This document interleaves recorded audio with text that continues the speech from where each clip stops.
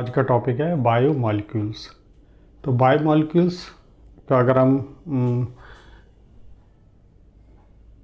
तोड़ें तो क्या होता है? बायोमॉलिक्यूल्स मतलब molecules which are present in living system. इसकी अगर हम डेफिनेशन दें तो molecules which are present in living system. ठीक है, तो ऐसे मॉलिक्यूल्स जो लिविंग सिस्टम में प्रेजेंट होते हैं ना बायोमॉलिक्यूल्स बोलते हैं। ठीक है, बायोमॉलिक्यूल्स को हम दो मेजर कैटेगरी में डिवाइड कर सकते हैं, बायो मैक्रोमॉलिक्यूल्स और बायो माइक्रो मॉलिक्यूल्स। ठीक है, बायो माइक्रो मॉलिक्यूल्स और bio macro molecules. Bio micro molecules में जाहिर है माइक्रो मालिक छोटे छोटे मॉलिक्यूल्स आएंगे इसमें, जैसे अमीनो एसिड्स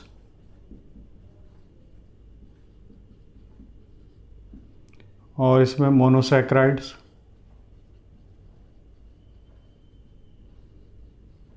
और न्यूक्लियोटाइड्स। अब इसका पॉलीमर फॉर्म अमीनो एसिड्स का क्या होता है? प्रोटीन्स। ये क्या आ जाएंगे? मैक्रोमॉलिक्यूल्स में।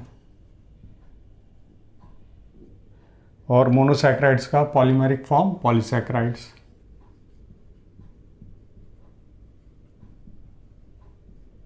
और न्यूक्लियोटाइड्स का पॉलीमर न्यूक्लिक एसिड।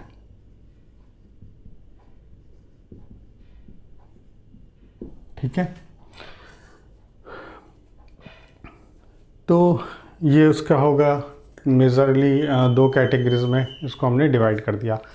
अब बायोमॉलिक्यूल्स में पाए क्या जाते हैं? Carbon, hydrogen, oxygen, nitrogen. और अगर हम ये अर्थ क्रस्ट को देखें, नॉन लिविंग मैटर को देखें, तो उसमें भी कार्बन, हाइड्रोजन, ऑक्सीजन, नाइट्रोजन पाए जाएंगे। बस डिफरेंस क्या होता है कि लिविंग मैटर में कार्बन, हाइड्रोजन, ऑक्सीजन, नाइट्रोजन ये अबंडेंट में होते हैं। कार्बन, हाइड्रोजन, ऑक्सीजन, नाइट्रोजन ये पाए जाएंगे अबंडेंट में लिविंग में। ये अर्थ क्रस्ट नॉन लिविंग।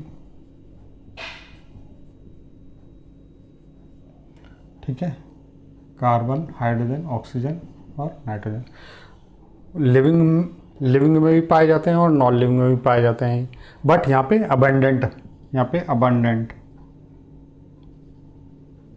यहाँ पे जो उसकी कंसंट्रेशन होगी, जो उसकी जो मात्रा होगी वो ज़्यादा पाई जाएगी। ठीक है, तो अब हमें पता चल गया इसमें मैक्रो बायोमॉलिक्यूल्स में क्या क्या होते हैं। अमीनो एसिड्स होते हैं, है ना, प्रोटीन्स होते हैं। अब ये हम इसको एनालाइज कैसे करें? ठीक है, ऑर्गेनिक मैटर को हम एनालाइज कैसे करें? ठीक है, तो अब इसके हम देखते हैं analysis of organic molecules.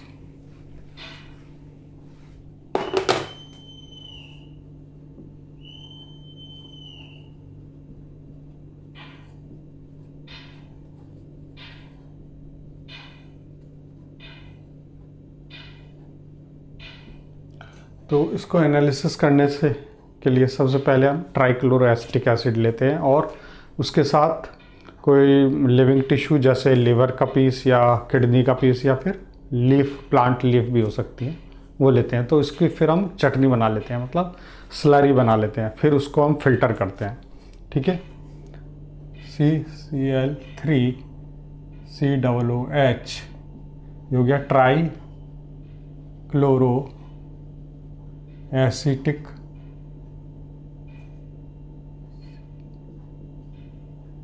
Trichloro acetic acid plus living tissue, इसको हमने बना दिया स्लरी। ठीक है। फिर इसको हम करते हैं फिल्टर। ठीक है, तो फिल्टर करते हैं फिर, तो उसमें देखते हैं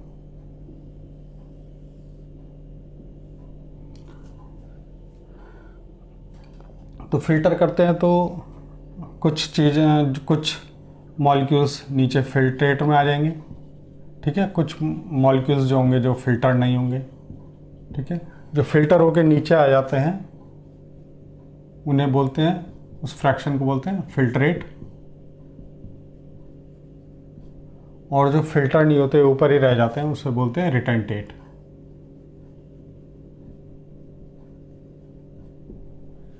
अच्छा, जो फिल्टर हो गए हैं, जैसे फिल्ट्रेट बोलते हैं, ठीक है, ये एसिड सॉल्युबल पूल भी बोल सकते हैं क्योंकि एसिड से डिज़ोल्व होकर ये यहाँ फिल्टर हुए हैं।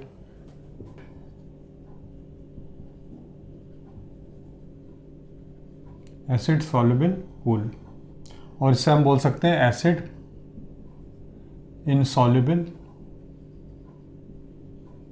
पूल। ठीक है, और इस फ्रैक्शन को हम बोल सकते हैं माइक्रो मॉलिक्यूल्स, क्योंकि जो माइक्रो मॉलिक्यूल्स होंगे वही फिल्टर होकर नीचे आएंगे, जो मैक्रो मॉलिक्यूल्स होंगे वो ऊपर रह जाएंगे। बायो माइक्रो मॉलिक्यूल्स, इसे हम बोल सकते हैं बायो मैक्रो मॉलिक्यूल्स। ठीक है, तो फिल्ट्रेशन को हम देखते हैं, प्रोसेस को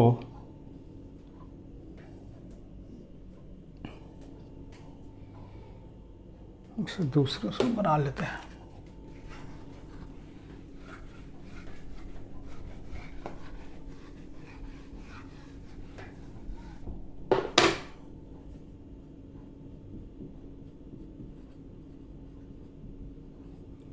फिल्ट्रेशन में हमें मिले दो फ्रैक्शन मिले थे, तो फिल्ट्रेट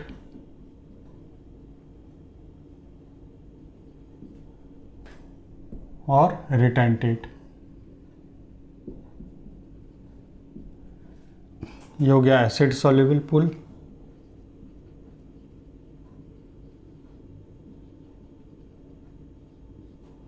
हो गया एसिड इनसॉल्युबल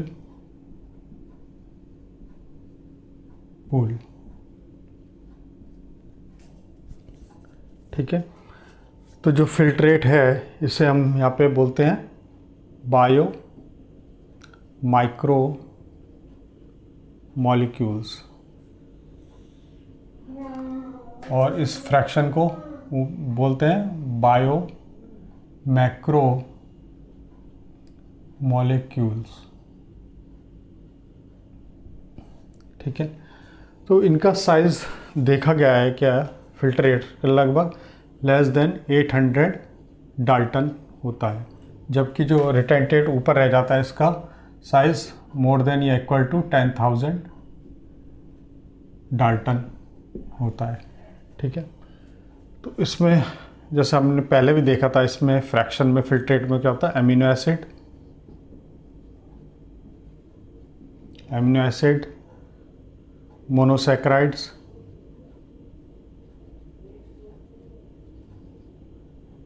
और न्यूक्लियोटाइड्स।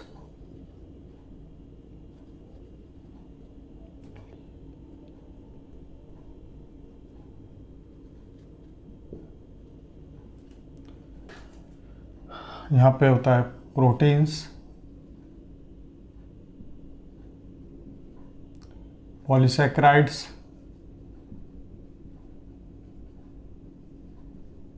और न्यूक्लिक एसिड।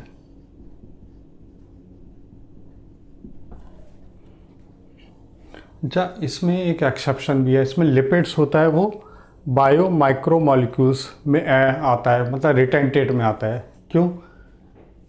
क्योंकि देखो बायो जो लिपिड होता है उसमें एक्सेप्शन है, लिपिड का साइज क्या होता है, लेस देन 800 डाल्टन। तो एक्चुअली ये बायो माइक्रो मॉलिक्यूल है, बट ये क्या होता है, ये रिटेंटेट फ्रैक्शन में ऊपर आता है, फिल्टर नहीं होता है। क्यों नहीं होता है? क्योंकि देखो सेल्स जो बनी होती हैं वो क्या होता है, बाइलिपिड मेम्ब्रेन की होती हैं, बाइलिपिड लेयर होती है, ठीक है। तो जब हम उसे ट्राइक्लोरोएसिटिक एसिड के साथ जब हमने उसे क्रश करके उसका पेस्ट बनाते हैं तो क्या होता है, जो फैट होता है वो वेसिकल्स की फॉर्म में कन्वर्ट हो जाता है, और वेसिकल्स हैं जो फिल्टर नहीं होती हैं, ठीक है। तो छोटे होने के बावजूद ये रिटेंटेड फ्रैक्शन में ऊपर ही रह जाता है, फिल्टर नहीं होता है, ठीक है। तो ये एक्सेप्शन है, बहुत इंपॉर्टेंट है, एक्सेप्शन।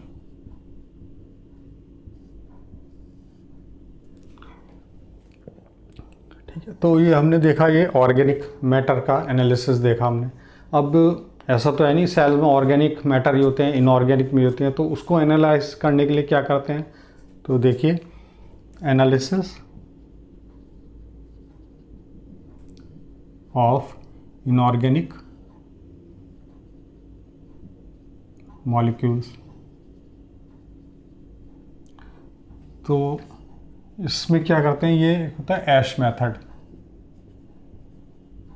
इसे बोलते हैं ऐश मेथड। इसमें क्या करते हैं, सबसे पहले कोई भी जैसे लिविंग टिश्यू है वो लेते हैं, लिविंग टिश्यू, इसे बोलते हैं हम वेट, ठीक है। फिर इसे हम क्या करते हैं, ड्राई करते हैं, तो ये बन जाता है ड्राई वेट, ठीक है। फिर हम उसे क्या करते हैं,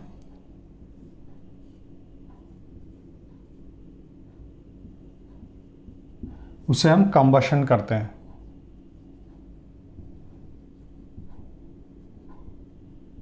उसको हम कंबशन करते हैं, मतलब उसको जलाते हैं, कंबशन करते हैं। तो कंबशन से क्या होता है, जो कार्बन मॉलिक्यूल्स होते हैं, जो भी कार्बन कंपाउंड्स होते हैं, वो CO2 की फॉर्म में उड़ जाते हैं, ठीक है। और यहाँ पे हमने ड्राई करा तो इससे क्या होता है, जो वाटर मॉलिक्यूल्स होंगे वो भी उड़ जाएंगे। तो बाद में क्या बचता है, हमें यहाँ पे ऐश बचती है। ऐश में क्या होता है, इनऑर्गेनिक मैटर,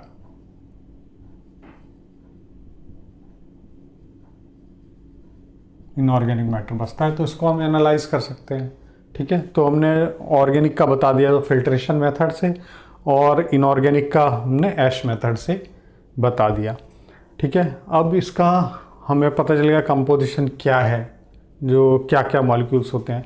तो हम देखते हैं कि लिविंग सेल्स में इसका एक्चुअल परसेंट इसका कितना होता है। लिविंग सेल्स में जो ये कार्बन कंपाउंड्स हैं, कार्बन मॉलिक्यूल्स हैं, बायो मॉलिक्यूल्स हैं, इसका लिविंग सेल कंपोजिशन,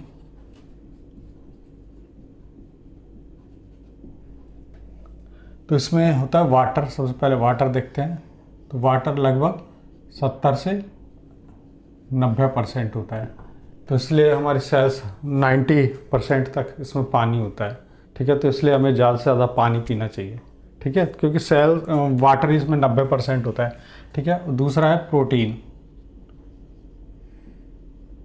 प्रोटीन का फ्रैक्शन होता है लगभग 10 से 15%, ठीक है। तो प्रोटीन भी सेल्स में होता है, तो इसलिए हमें फिर जो भी पल्सेस वगैरह जिसमें एग है, पल्सेस हैं, ये खाना चाहिए, ठीक है, जिससे प्रोटीन मिल सके।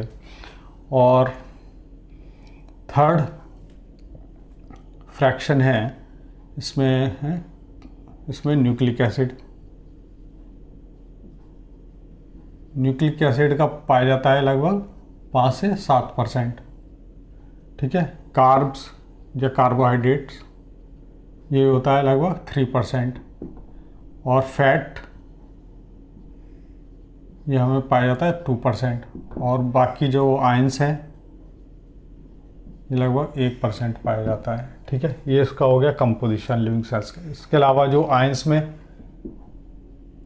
में पाए जाएंगे कॉपर आयंस, ठीक है, आयरन आयंस, मैग्नीज पाया जाता है, मैग्नीशियम, ठीक है। ये कुछ आयंस पाए जाते हैं इसके कंपोजिशन में, सेल्स के कंपोजिशन में, ठीक है, तो ये हमने बायोमॉलिक्यूल्स का एक इंट्रोडक्टरी पार्ट कर लिया। इसके बाद हम डिटेल में जो अमीनो एसिड के स्ट्रक्चर, उसका कंपोजिशन, ठीक है, ये डिटेल में हम पढ़ते हैं अमीनो एसिड्स का।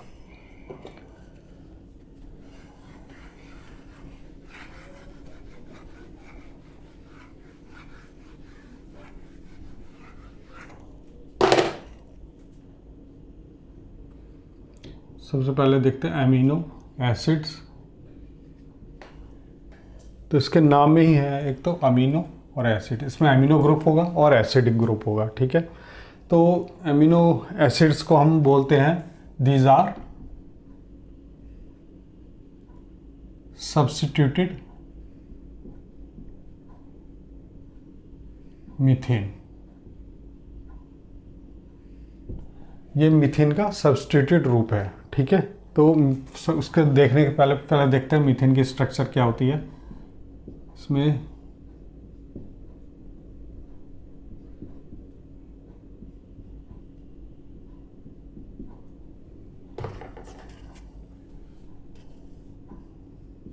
ठीक है, तो कार्बन होता है, उसमें 4 हाइड्रोजन होते हैं, ठीक है। और फिर हम इसका अमीनो एसिड्स का जो बेसिक स्ट्रक्चर देखते हैं, COOH, यहाँ पे एल्काइल, यहाँ पे साइड चेन NH2 और H। यहाँ पे होता है ये कार्बोक्सिलिक ग्रुप,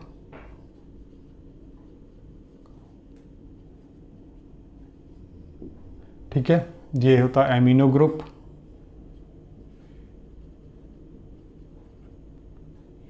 ये होता है साइड चेन जो कि वेरिएबल होता है,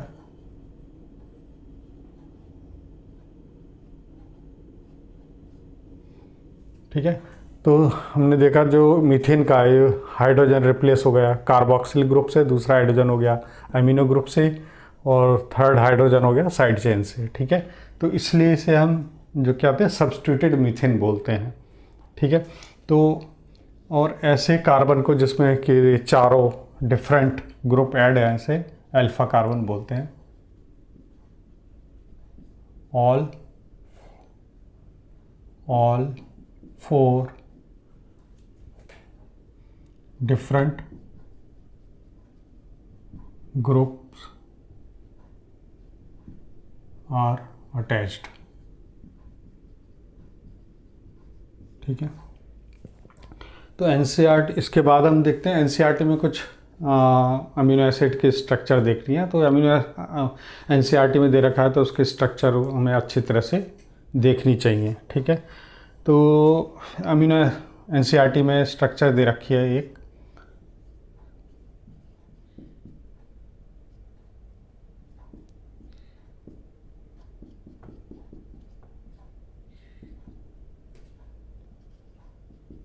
ठीक है, ये स्ट्रक्चर है। तो ये क्या है, सिंपल ग्लाइसिन। सिंपल ग्लाइसिन है जो साइड चेन में H आ जाता है, तो ये सिंपल अमीनो एसिड हो गया ग्लाइसिन। ये है सिंपलेस्ट अमीनो एसिड।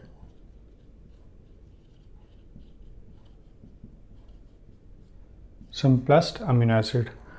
और सेकंड इस एनसीईआरटी में दे रखा है COOH NH2 H है, और यहाँ पे है CH3, ठीक है। तो ये हो गया एलालिन, एलालिन अमीनो एसिड।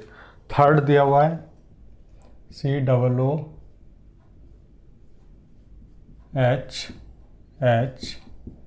NH2 CH2OH, ये हो गया, ये है सीरीन, यह है एल्कोहलिक अमीनो एसिड, ठीक है। तो ये कुछ स्ट्रक्चर हैं अमीनो एसिड्स की जो थोड़ा देख लेना चाहिए, इसका स्ट्रक्चर क्या है ये आ जाती हैं क्योंकि एनसीईआरटी में दे रखा है, ठीक है। तो इसके बाद हम देखते हैं ज़्विटराइन फॉर्मेशन।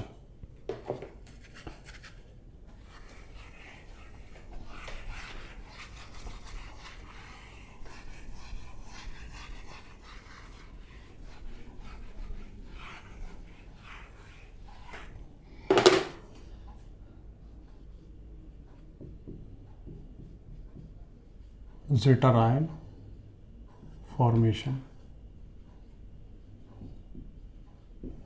ठीक है, तो ज़िटर का मतलब क्या होता है? देखिए, ज़िटर का मतलब जो जर्मन लैंग्वेज में इसका मतलब होता है हर्माफ्रोडाइट। हर्माफ्रोडाइट क्या होता है? बाइसेक्सुअल, मतलब ऐसे ऑर्गेनिज्म जिसमें मेल और फीमेल सेक्सुअल ऑर्गन्स दोनों होते हैं। ठीक है, तो ये है, इसका मतलब है हर्माफ्रोडाइट, बाइसेक्सुअल मतलब।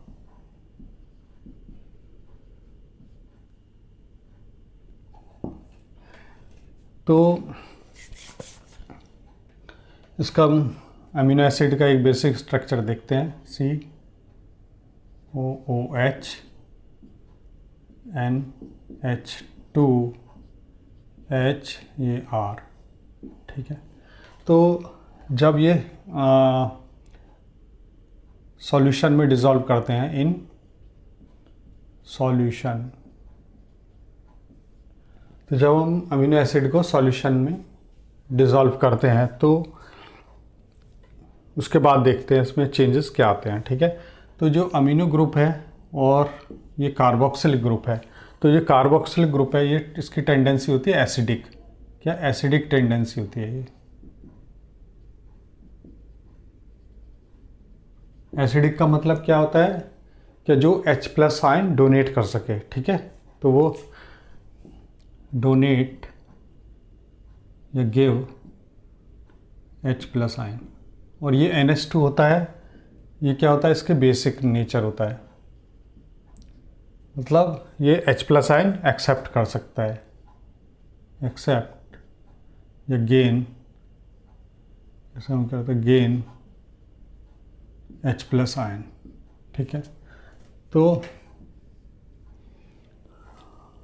जब हम सॉल्यूशन में इसे डिज़ोल्व करते हैं तो आयनाइजेशन इसका हो जाता है, तो उसके क्या बनता है? COO, ये H+ यहाँ से जाकर क्या हो जाता है?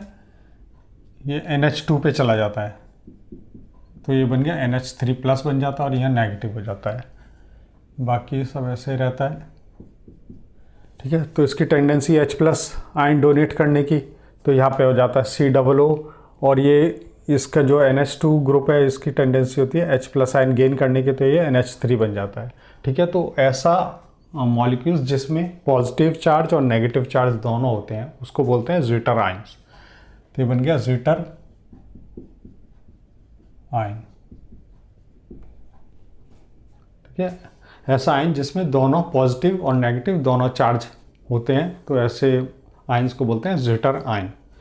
ठीक है, तो और एमिनो एसिड्स क्या होते हैं? एम्फोटेरिक इन नेचर होते हैं,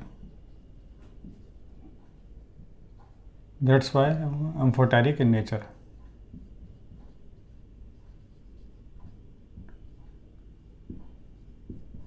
एम्फोटेरिक का मतलब क्या होता है? ठीक है, एम्फोटेरिक का मतलब होता है जो मॉलिक्यूल्स में एसिडिक और बेसिक दोनों टेंडेंसी होती हैं। ठीक है, तो जो अमीनो एसिड्स को डिज़ोल्व करा जाता है इन डिफरेंट पीएच के सॉल्यूशन में, तो वो एसिडिक की तरह भी बिहेव कर सकता है, वो बेसिक की तरह भी बिहेव कर सकता है।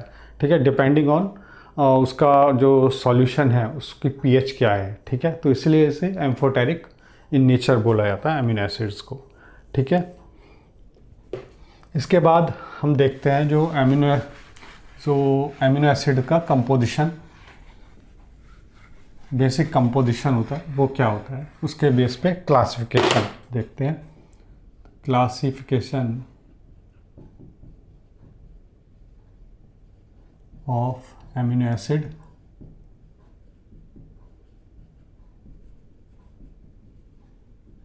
Based on composition. ठीक है, एसिडिक, इसका क्या एसिडिक होता है ये, और बेसिक होता है और न्यूट्रल। ठीक है, तो न्यूट्रल अमीनो एसिड में क्या होता है? COOH, ये कार्बोक्सिलिक ग्रुप हो गया, ये अमोनी या ग्रुप हो गया, ये एल्काइल ग्रुप हो गया, ये साइड चेन ग्रुप हो गया, और यहाँ पे H आइंस। ठीक है, तो जो न्यूट्रल ग्रुप होता है, न्यूट्रल एमिनो एसिड होता है, इसमें क्या होता है, एक कार्बोक्सिलिक ग्रुप होता है और एक एमिनो ग्रुप होता है, एक कार्बोक्सिलिक और वन NH2 ग्रुप। तो आयनाइजेशन पे ये COO माइनस हो जाएगा, ये NH3 प्लस हो जाएगा, तो एक माइनस और प्लस जिसमें नेट चार्ज इसमें ज़ीरो हो रहेगा। ठीक है, तो ये न्यूट्रल एमिनो एसिड होते हैं। तो इसमें R में भी कोई ना तो COOH आएगा ना NH2 आएगा। ठीक है, तो ये फिर न्यूट्रल एमिनो एसिड होता है।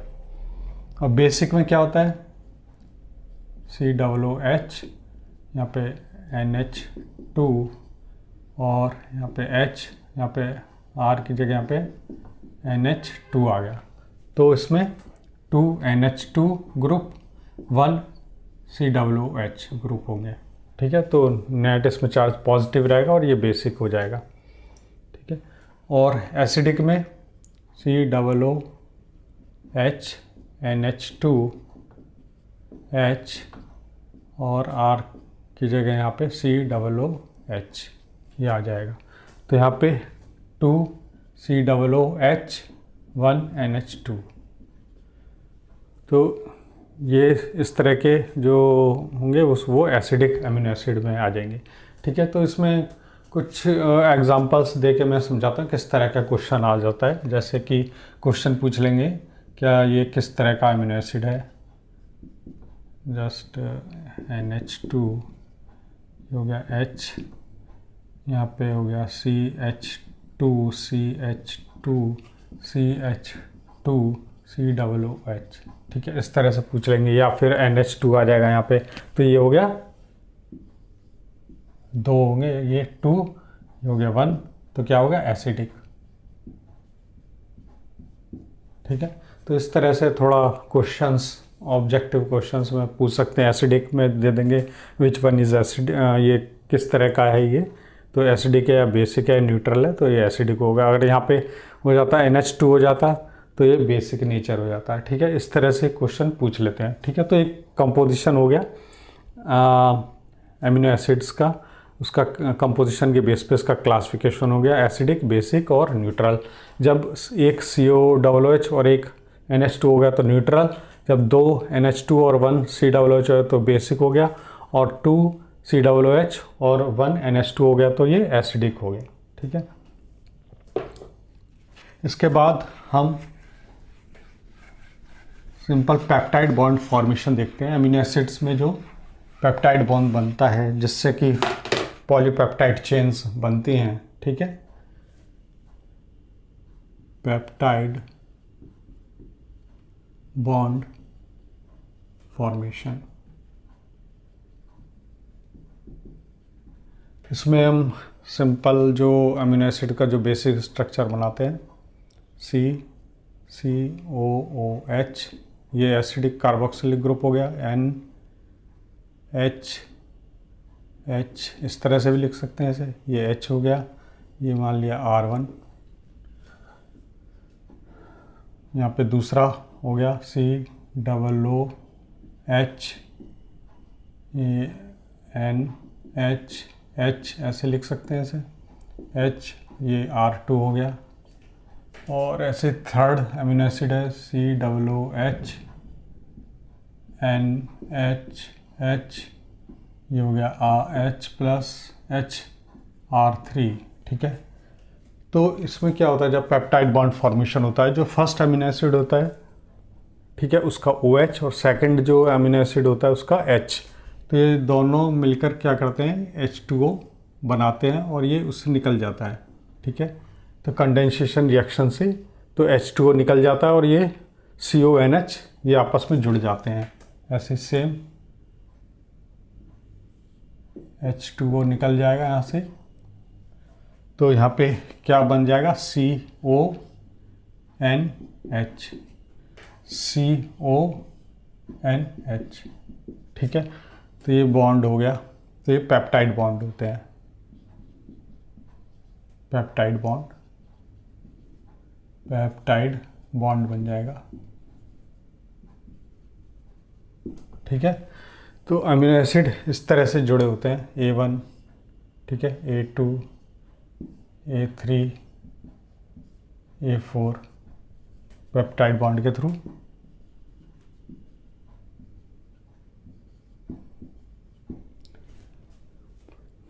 इसमें क्वेश्चन ऐसे भी बन सकता है, नंबर ऑफ पेप्टाइड बॉन्ड पूछ लेते हैं कि इसमें आता है नंबर ऑफ पेप्टाइड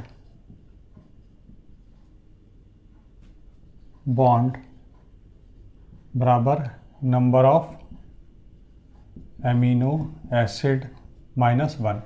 तो जितने अमीनो एसिड्स होंगे उसके -1 कर देंगे तो नंबर ऑफ पेप्टाइड बॉन्ड आ जाएगा। ठीक है, तो यहाँ पे भी आप देख लो 3 अमीनो एसिड है, इसमें 2 पेप्टाइड बॉन्ड बने, 1 और ये 2। ठीक है, तो ये हो गया पेप्टाइड बॉन्ड फॉर्मेशन। उसके बाद जो डिफरेंट जो अमीनो एसिड का क्लासिफिकेशन किया गया है, डिफरेंट एसिडिक, बेसिक और न्यूट्रल, तो उसके हम एग्जांपल्स से उनका क्लासिफिकेशन को देखते हैं। ठीक है,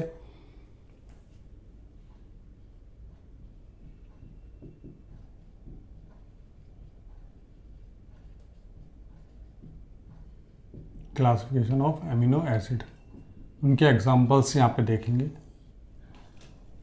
तो पहला इसमें है न्यूट्रल में,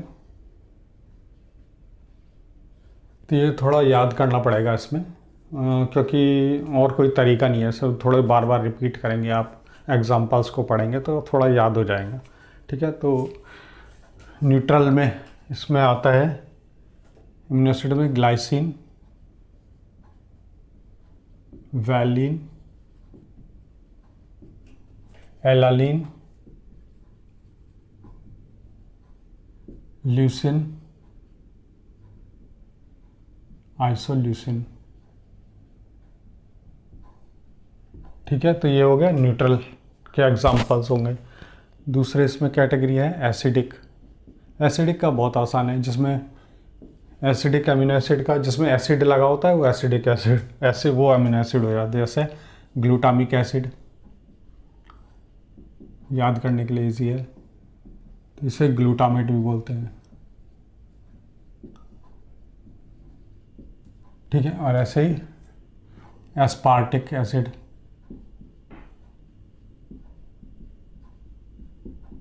इसे क्या बोलते हैं, एस्पार्टेट।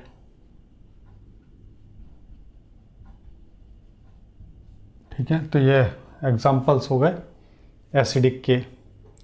थर्ड वन है बेसिक।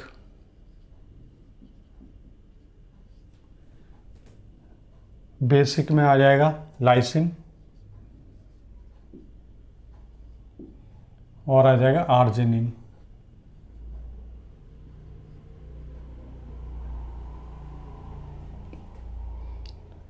फोर्थ वन है इसमें sulphur containing amino acid. Sulphur containing में आ जाता है सिस्टीन, मिथियोनाइन,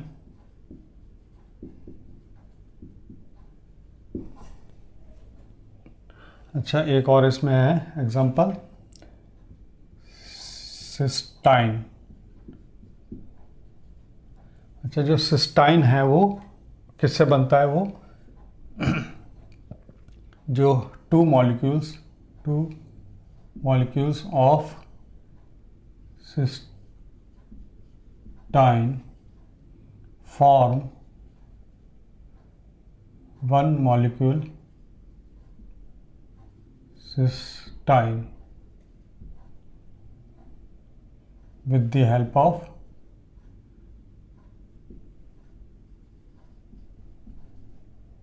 disulfide bond।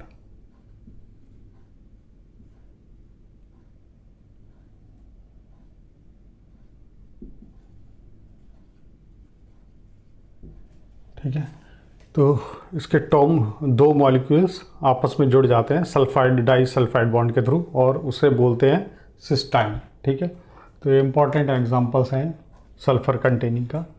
और फिफ्थ है OH group, alcoholic amino acid. इसमें आ जाएगा आ जाता है सेरीन और आ जाएगा थ्रियोनिन।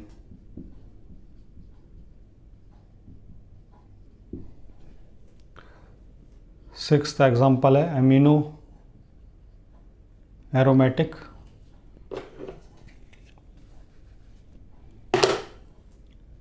एरोमेटिक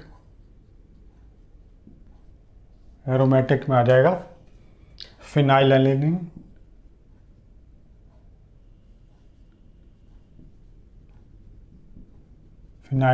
आ गया, और टायरोसिन।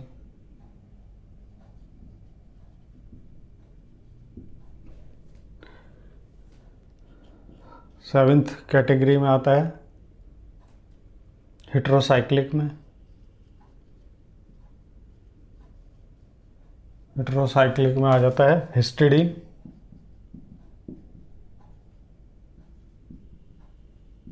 और ट्रिप्टोफैन।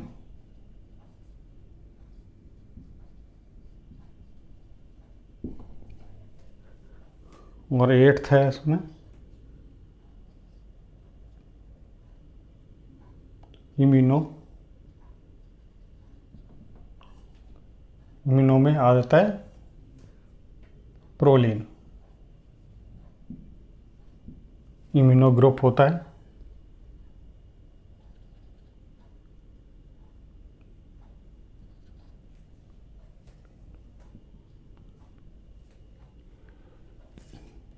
इसमें आ जाता है प्रोलीन। तो ये इसके हो गए क्लासिफिकेशन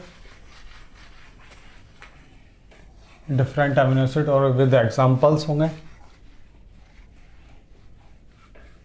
ठीक है। इसके बाद अमीनो एसिड्स को जो क्लासिफिकेशन किया गया है वो होता है एसेंशियल और नॉन एसेंशियल में। एसेंशियल वो होते हैं जो बॉडी हमारी बना नहीं पाती है, तो हमें डाइट के थ्रू बाहर से लेना पड़ता है। ठीक है। नॉन एसेंशियल होते हैं जो हमारी बॉडी में बनते हैं, तो फिर बाहर से ज़रूरत नहीं पड़ती है। ठीक है।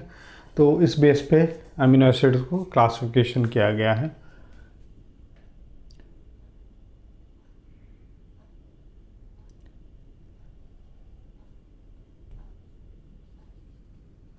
Classification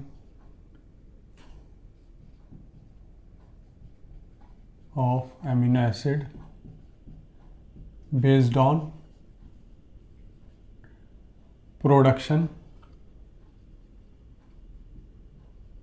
by body। ठीक है। प्रोडक्शन बाय बॉडी, जो बॉडी में प्रोडक्शन होता है उसके द्वारा कितने तरह के अमीनो एसिड होते हैं उसको क्लासिफाई करा गया है। नंबर 1 इसमें हमारा एसेंशियल अमीनो एसिड। दूसरा है नॉन एसेंशियल। थर्ड है semi essential.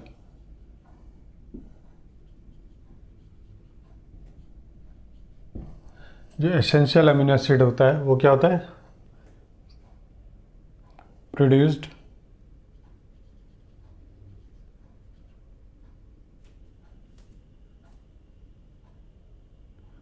Not produced by body.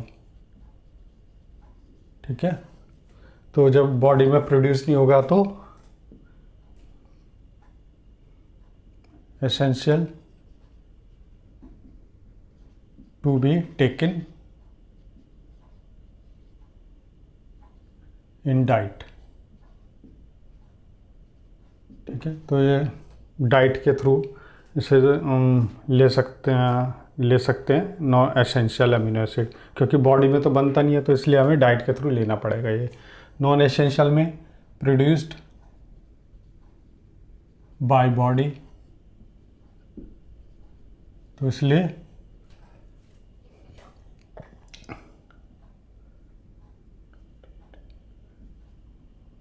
Not to be taken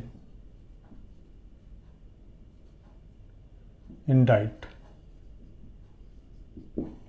semi essential में क्या होता है?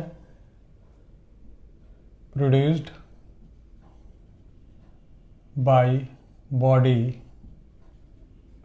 Eight very slow rate.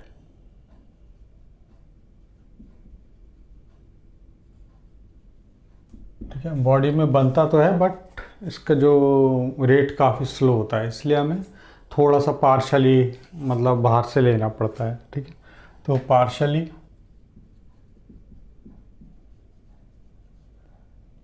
To be taken in diet.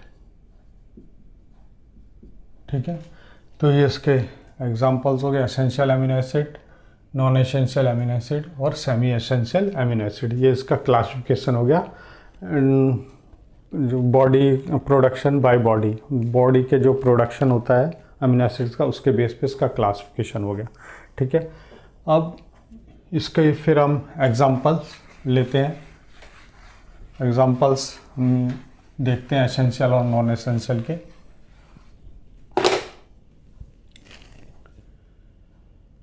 तो एसेंशियल अमीनो एसिड,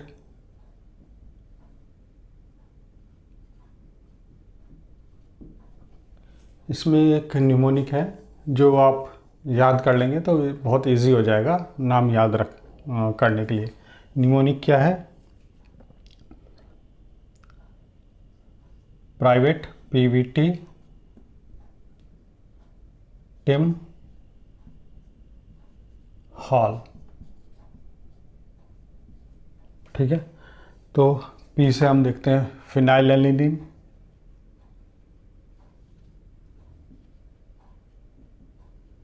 ठीक है, वी से वैलाइन हो गया,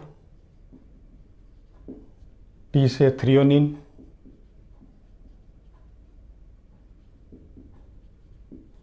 और टी से ट्रिप्टोफेन,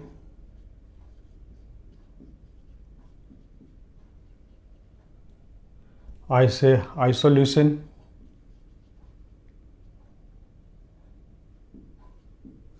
एम से मिथियोनाइन हो गया,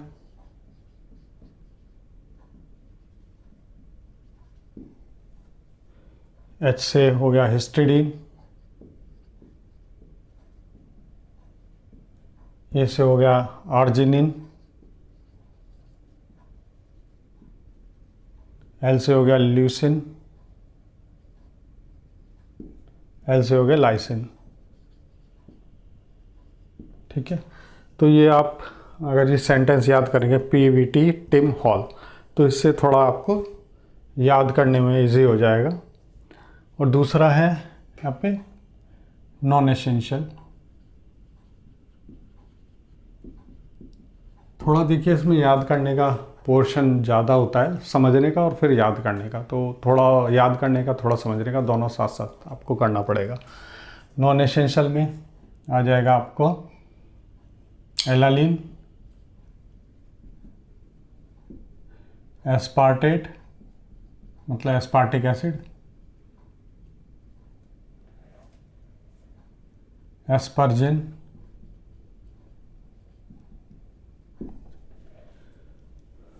ग्लाइसिन, ग्लूटामेट,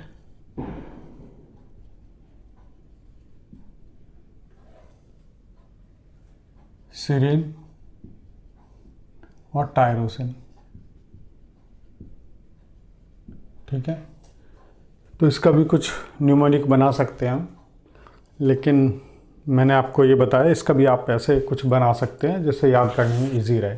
ठीक है, तो आज हमने पूरे टॉपिक में पढ़ाया, एक तो बायोमॉलिक्यूल्स पढ़ाया, ठीक है, फिर उसको बायो माइक्रो मॉलिक्यूल्स और बायो मैक्रो मॉलिक्यूल्स, फिर उसका हमने फिल्ट्रेशन करके बताया। ठीक है, उसमें एक्सेप्शन बताया जो लिपिड्स का है। ठीक है, और फिर इसी तरह से हमने जो इनऑर्गेनिक मैटर का उसका जो ऐश मेथड बताया उसको एनालिसिस करने के लिए। ठीक है, तो ये बायो मॉलिक्यूल्स का ये बताया। फिर उसके बाद में हमने अमीनो एसिड्स के बताया, इसका जो सब्स्टिट्यूटेड मीथेन होता है, फिर उस पेप्टाइड बॉन्ड फॉर्मेशन बताया, उसकी जो हमने कैटेगरी बताया, न्यूट्रल, बेसिक और एसिडिक की, और ज़िटराइन फॉर्मेशन बताया हमने। ठीक है, फिर उसका हमने एग्जांपल्स दिए डिफरेंट जो उसकी डिफरेंट क्लासेस की, और फिर एसेंशियल और नॉन एसेंशियल अमीनो एसिड का डिटेल में आपको स्टडी करवाया। ठीक है, तो आई होप आपको ये समझ में आया होगा अच्छी तरह से और आपने एंजॉय किया होगा। तो आपका बहुत बहुत शुक्रिया। Thank you very much.